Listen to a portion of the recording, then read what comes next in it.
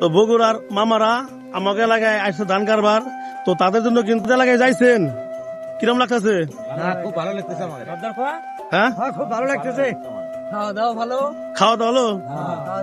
ব্যবহার মোটামুটি খুবই ভালো। আমাদের এলাকার লোক মানুষ যদি ভালোবাসা বুঝতে পারি, আপনি উনি একটা গরিব বানিয়ে রাখছে।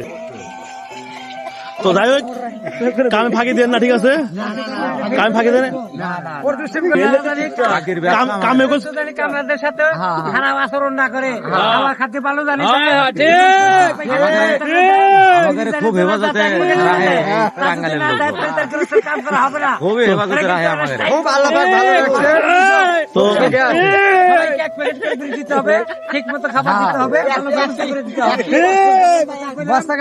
তো স্ট্রাইক করবো। তারপরে কিন্তু কামে সব আছে, খালি নামাজ পড়ে সব তা না, কিন্তু কামে সব আছে।